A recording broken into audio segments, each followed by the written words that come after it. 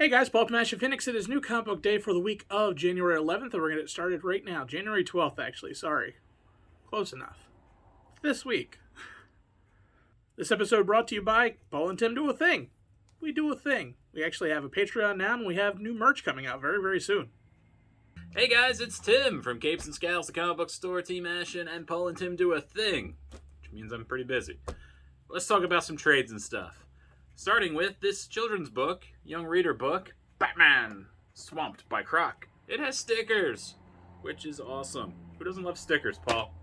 I like stickers. Yeah, I know you do, buddy. So we've got little golden books. I got 3 new ones. We got a Star Wars one, The Story of the Faithful Wookiee. What? Like the Droids cartoon. I've got Hawkeye with some Kate Bishop and some regular old Hawkeye. I got Doctor Strange. Trouble in the Dream Dimension. I like that there's more than one little golden book of Doctor Strange. That's great. Something is Killing the Children, Volume 4. That's always great. That book is just like killing it, man. Speaking of killing it, we got some Kyle Stark's goodness. 6 Sidekicks of Trigger Keaton. This book is great. Trust me. We've got, I thought that was upside down, Spider-Woman, Volume 3. Continuing, this one's been going for a little bit now. That's good. They just love to restart everything, you know? United States of Captain America. He's got pretty Alex Ross covers. We got The House of L, Book 2, The Enemy Delusion. This is the young adult graphic novel on Superman's world. We got Star Wars, Bounty Hunters, Volume 3. This is the War of the Bounty Hunters tie-in issues. It's got Dengar, so I love it. We got Miles Morales, All Eyes on Me. This is Volume 6, continuing the Miles Morales story. This has the new getup in it. Marvel's been doing good with their Epic collections. We've got Avengers West Coast. This is Volume 5 in the Avengers West Coast. Who knew they did that many for West Coast? But this is some cool Scarlet Witch stuff in this one. We've got Hawkeye. It's got that classic story in it. Look. Just going to keep doing this. Make it hard to look. This is Volume 1 for Hawkeye specifically, which is cool. Daredevil by Zdarsky. This is Volume 7. This is, I think, the start of Elektra. Maybe the second one with Elektra. It doesn't really matter. I hear you. Batman versus Ra's al Ghul. This is Neil Adams, who I hate and is very lazy. We've got That Texas... Shut up, Paul. I'm doing a thing. But not that thing. I'm doing the other thing. Okay. That Texas Blood, Volume 2. This book's really good. I do enjoy this book. I am way behind on it, but I do enjoy it. We got Basilisk. This is creepy horror stuff from Cullen Bunn, which is pretty much his favorite thing to do in the world. He's just like, can I make some gross, creepy stuff? And speaking of horror, we got Immortal Hulk, Volume 11. This should be the last one for Immortal Hulk, and it's got some of the tie-in stuff. Oh, this is just a bunch of the tie-in stuff, actually. Okay, I see what you did there. I thought the last one was the last one. This makes sense. But, yeah, this is it. This is everything you would possibly ever need for Immortal Hulk. First up, we have Dark Age, issue number 4, which, if you haven't been following, is basically DC Deceased. At least it's the same type, same author, same kind of situation where it is an alternate reality in which none of your favorite characters are safe. And this has just been good. It's been awesome. The entire world has been plunged into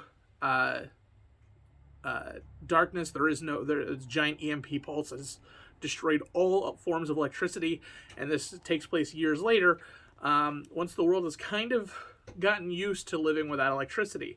But obviously, Apocalypse has other ideas and has taken people hostage using the Purple Man, and many people die. Lots and lots and lots of people die. And this issue is no different, as they formulate a plan to try to free everybody from Apocalypse's clutches. Or at least some people want to free him. Other people are just like, we're just going to kill whoever doesn't comply. So yeah, it's such a great series. The art is amazing in here, and I want more. All right, guys, all 3 of my books are pretty awesome, so I'm just going to blow right through them. We've got King Conan, issue number 2. I loved issue number 1. I could not wait for issue number 2, and I was very, very happy. you get a little bit of the continuing current story, and then you get some flashbacks with Conan and his son, Khan. And it's really interesting, his thought process and his state of mind, both in the flashback and in the current. He is still fighting the undead with Amun Toth or something like that, the evil wizard guy. They're both really awful to each other, but they kind of need each other to survive, which, he doesn't like that. And then the story in the past following what to do once you've actually conquered everybody and made peace in your outlining area. So Conan doesn't really dig that. Pretty cool story. If you enjoyed the last one, this is more of the same. You should enjoy this as well. The art is awesome. The undead people look very undead and very creepy. There's some cool splash pages as well during the flashbacks, which are great.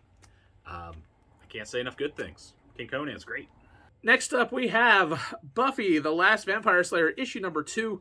A lot of crazy stuff happens with this. The art is fantastic. The writing is great. But it is Buffy and Thessaly kind of dealing with the fallout of what happens both in the first issue and this issue. And where the lines are drawn and all that kind of stuff. We find it a lot in this book, and there's a lot that could be potentially spoilery, so I won't go crazy into it. But yeah, it is a really interesting story. I want to see more of this. I always I'm a sucker for Elseworld tales, and this one's no different, so definitely grab it. All right, next we have Daredevil, Woman Without Fear, issue number 1. This book was so close to being my pick of the week. This book was great. You have Elektra. Basically, she is dealing with Fisk. Fisk is like, hey, I got a file on you this long, and, you better fall in line. And she's like, I don't care. But she's not really falling in line. She's not going with the heroes to stop the Kingpin or formulate a plan. They're supposed to be meeting up at the old Avengers mansion. She's going through her past, back to the college where she met Matt. There is somebody pulling her there, and she can't figure out why. And it's not what you think. And the reveal, of course, at the end is great. I am very curious to see where this goes. I enjoyed it quite a bit. Elektra as Daredevil is a unique concept, and I like that she kind of just does things her own way, but she's trying to be, non-lethal, which is probably the hardest part for her. So it's written by Zdarsky. Zdarsky, great. And I dig this cover, man. Good stuff, everybody. And my pick of the week is We Ride Titans, issue number 1. This is just an interesting book. So basically, think of Pacific Rim, where you have giant kaijus attacking towns. Only this time you have a giant mech defending the town, and each city or each large city has been defended by one family. So each family kind of has a thing, and we're getting into that point where they're slowly dismantling the program and ceding some control to the local governments and all that kind of stuff because of the stress that goes into handling these and the responsibility and all that kind of stuff. And this basically deals with the family as one of them is starting to kind of see the cracks in the wall, so to speak, of their character. And the other sister is kind of tapped to help her brother as well as help the world in general, because there are still giant kaijus running around, and these guys are the people that kill them without trying to do property damage, and that becomes a whole big thing. But this is a really fun read. You already flesh out the characters fairly well, and then the central plot point that is happening. And it's a lot of fun. Definitely grab it. I like it. The art is really interesting. I like the style of the layouts and things like that. And definitely fun read. Grab it. Time for my pick of the week. Paul, what's the pick of my week? I have no idea. That's right. You don't. It's Rain. I never do. I know. It's Rain, number 1. This is a Joe Hill book from Image. I love Joe Hill. Joe Hill's spooky, scary guy. This one is just slowly building to horribleness. You know it the whole time. You are it's alluded to with the dialogue that something terrible is about to happen. They talk about nails falling from the sky kind of thing. And then you get your payoff towards the end. It's a hard thing for me to try to review this book, but just know it has to do with a couple that they're finally getting their lives together. they're finally doing everything right, and then, of course, awful things have to happen.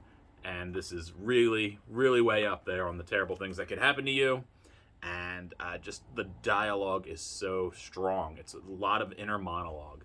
And it really sets a tone to where you're just turning the page and you're filling with dread because you're like, oh no, why? Why does this have to be this way? And it absolutely does. So it's a gruesome book. It's pretty violent when it gets there.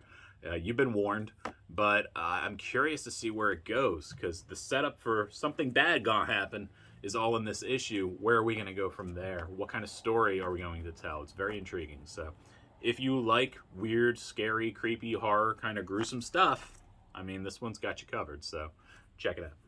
Alright guys, that is it. Thank you for making it all the way to the end of the videos. You guys are very good at that. Thank you for checking out Paul and Tim Do a Thing. Again, you can check out my podcast, Capes and Scowls, anywhere you can get podcasts. Paul does the Twitch thing. If you want to see him twitch around on Twitch, it's a lot of fun to really mess with him. He goes late too, so if you're a night owl, you can harass Paul like all the time. It's great.